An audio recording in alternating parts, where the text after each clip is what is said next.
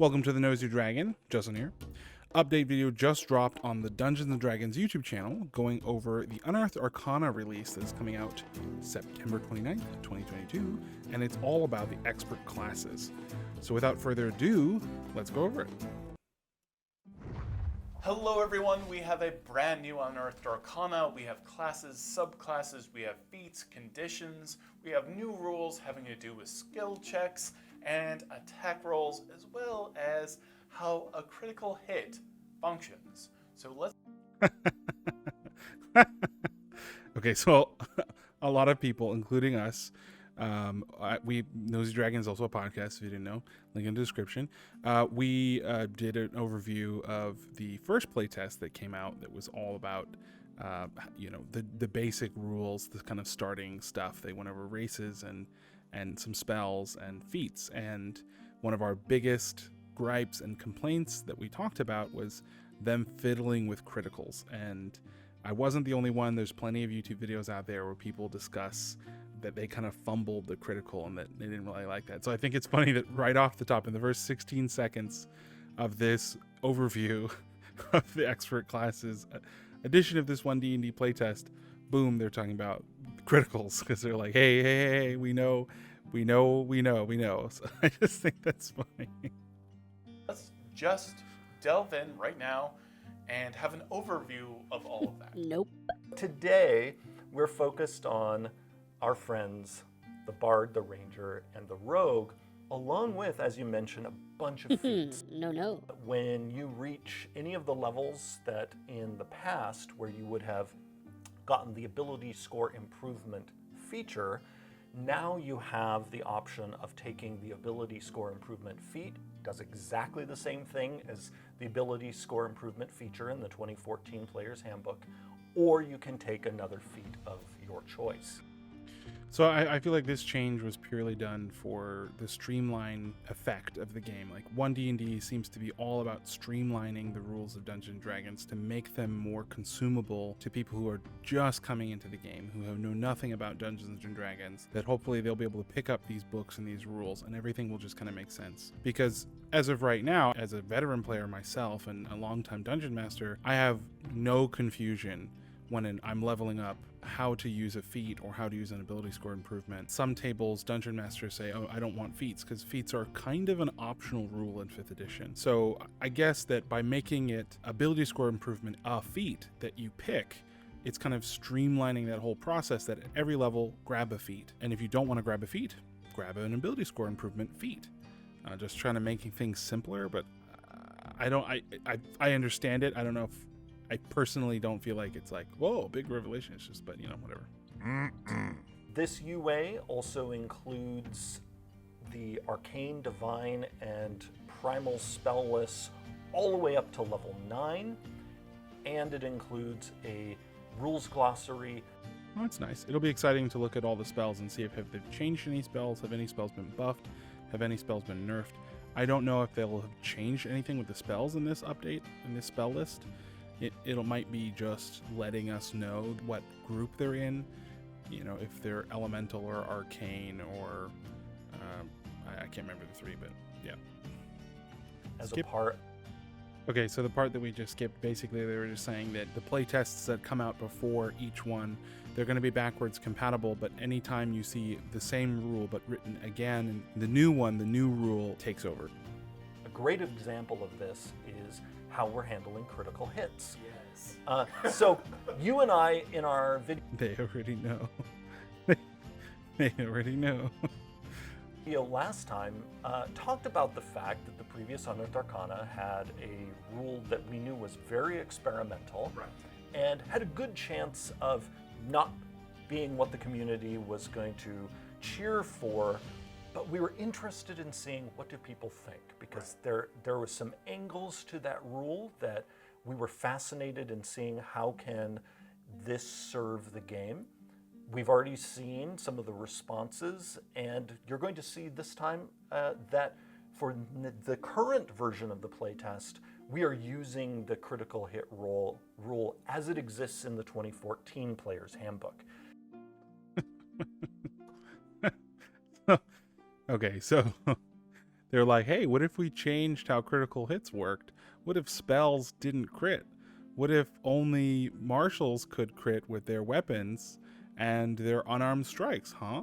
And the community was a astounding roar of a no. And they're like, okay, yeah, let's we'll leave that exactly the way it is. Nope. That's no, we were just testing an idea, and we're glad to see that we were right.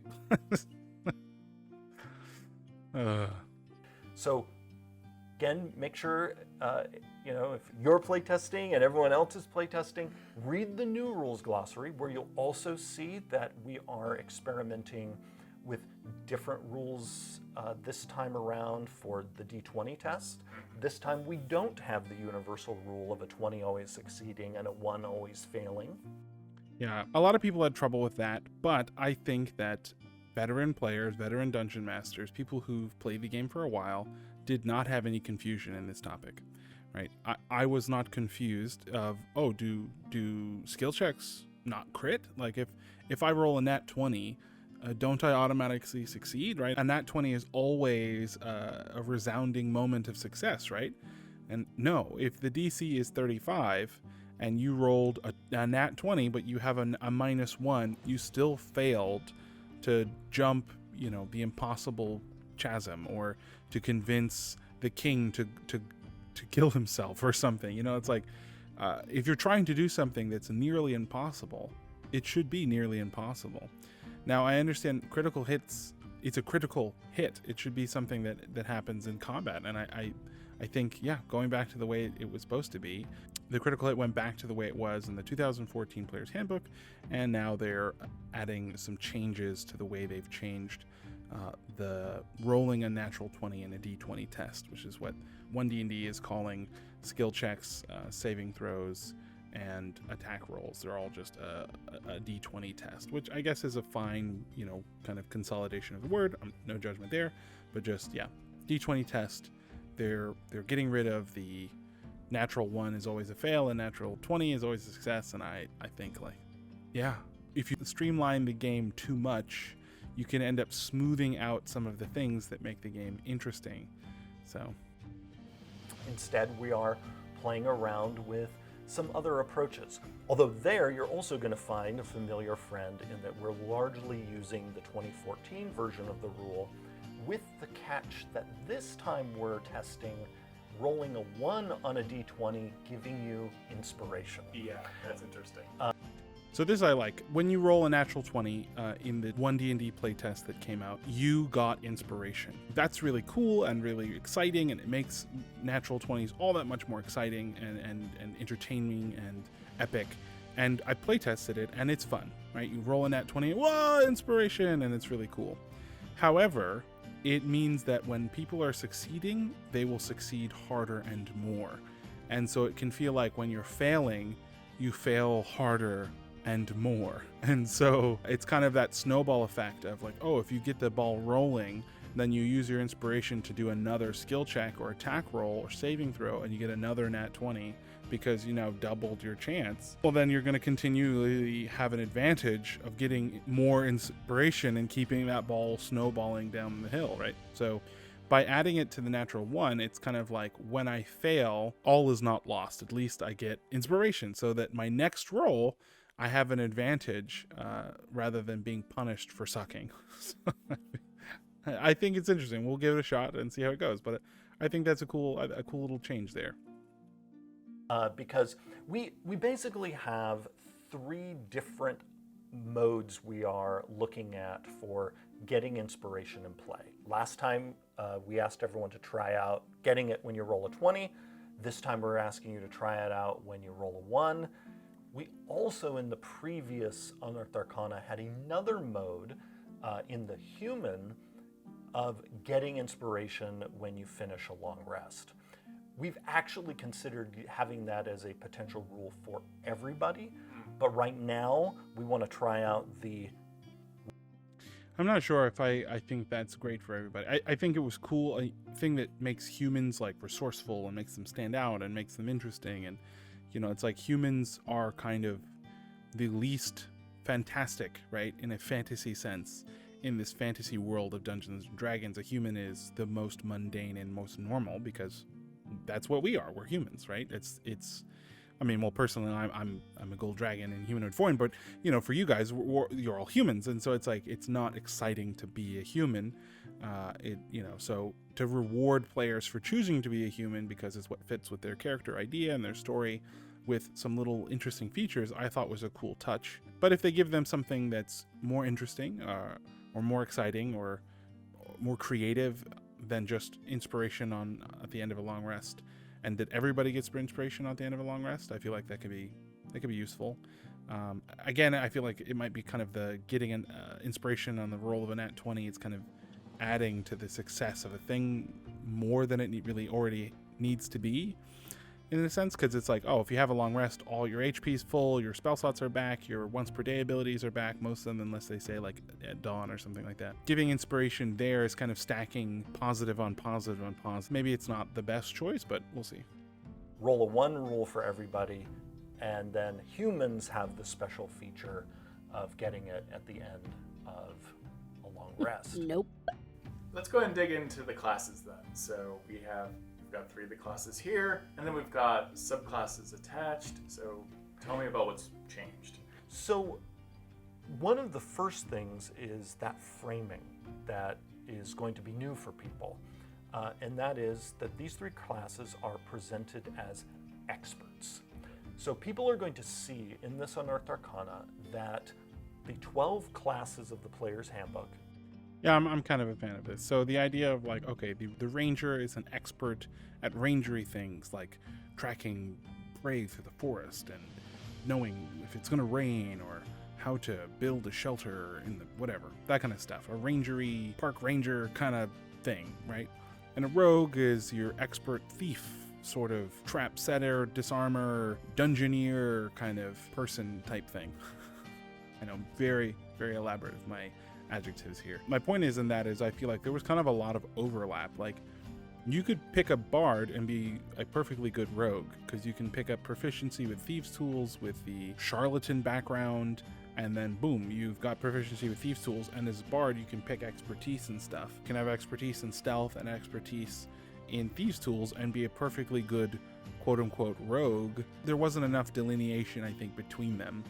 And I think also the same can be said with a ranger. Now, they couldn't get expertise, but a ranger having proficiency in thieves tools, again through a charlatan background or picking them up in some other way, as well as grabbing proficiency in stealth, could easily keep up, do as well, or do better than the rogue. And I've had that happen playing a rogue alongside a ranger, trying to pick a lock, failing because I rolled poorly, and then the ranger in the party going, I got this, and then rolling a much higher roll and unlocking the lock. And it's like, well, then what am I here for? So I think having a more clear separation between these different classes and giving them more distinct features and giving them more that they can do that's unique to their class and making them an expert at what they do, I think could potentially work really well. Now, we haven't looked at it yet. We won't see it until the 29th, but I'm excited to see what they've changed and what they've added and what they've shuffled around to make them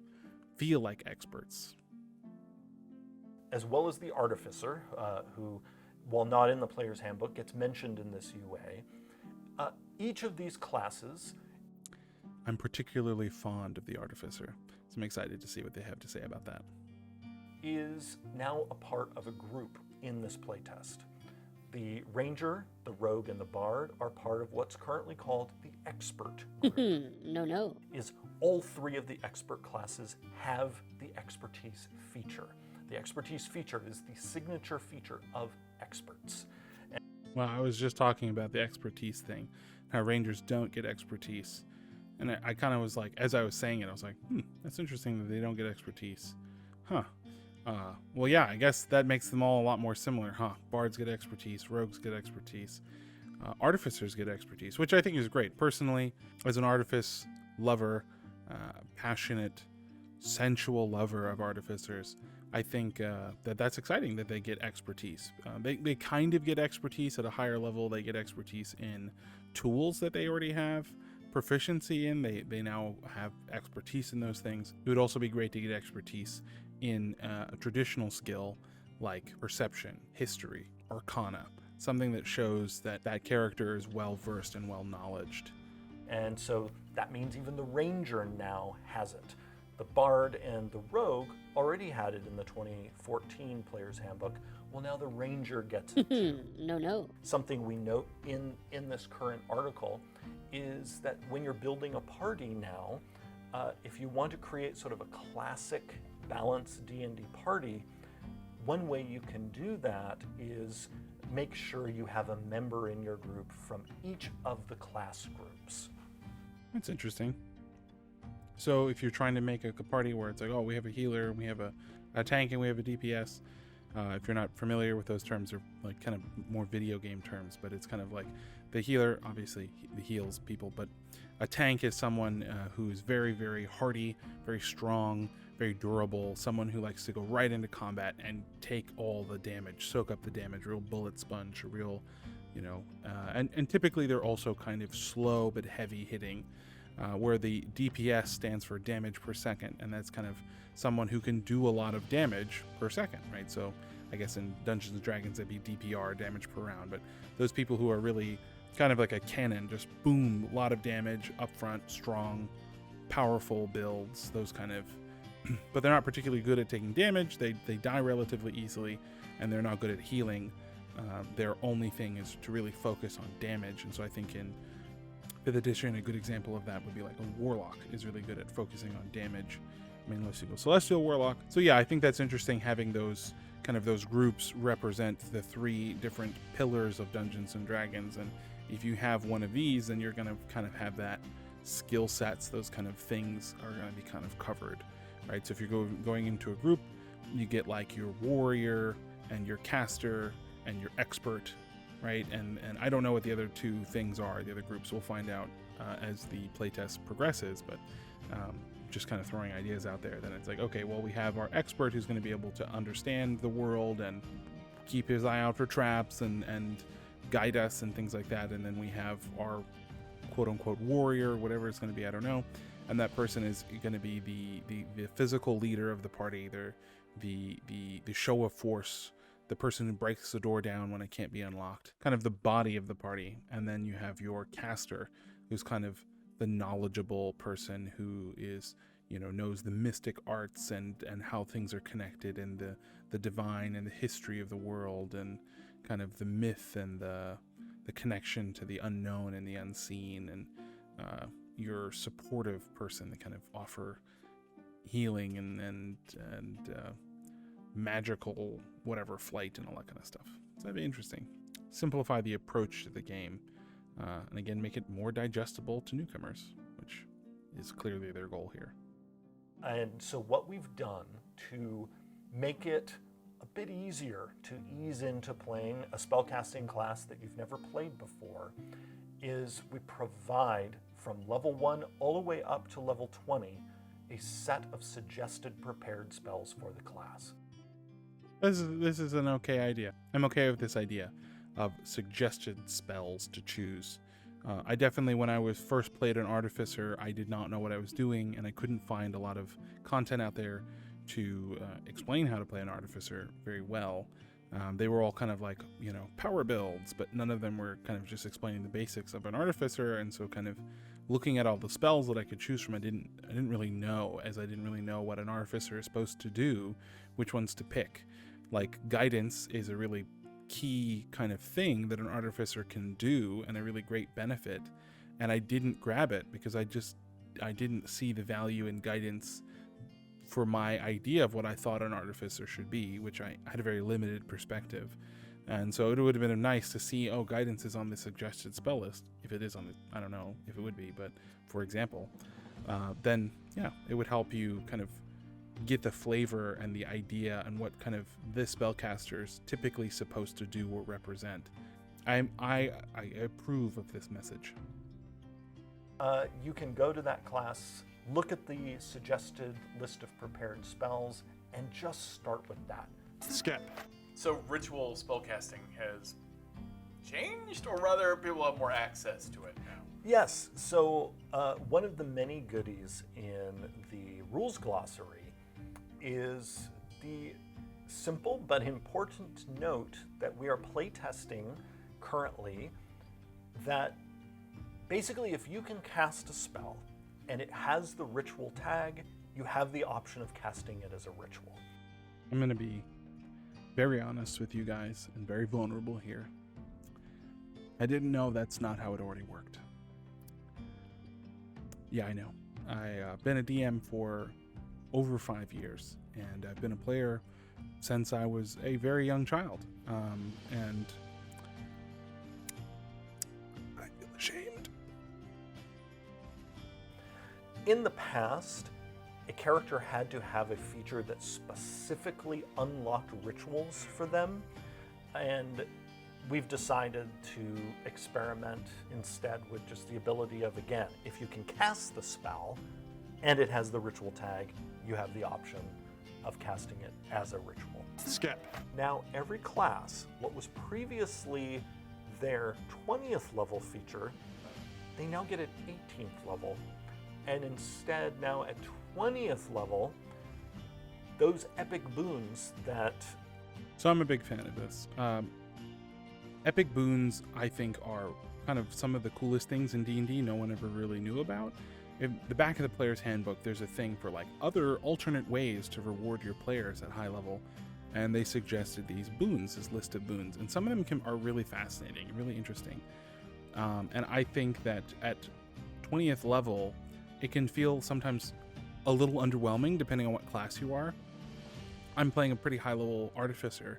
I'm level 15 at the making of this video, and when I was looking at the things that I had up ahead, they were pretty like, okay, like, sure, I guess. Like, it didn't really seem like, is it worth taking only levels in artificer all the way up till 20 just for that? Like, that's cool. It is cool, don't get me wrong, it's interesting, but it's not that interesting. So I think for other classes, they have pretty interesting things at level 20. So it can be very exciting, but I think that bringing in boons to be a part of the base game hopefully will be a beneficial change to the game and make 20th level feel that much more epic, which I personally feel 20th level should be a really champion achievement.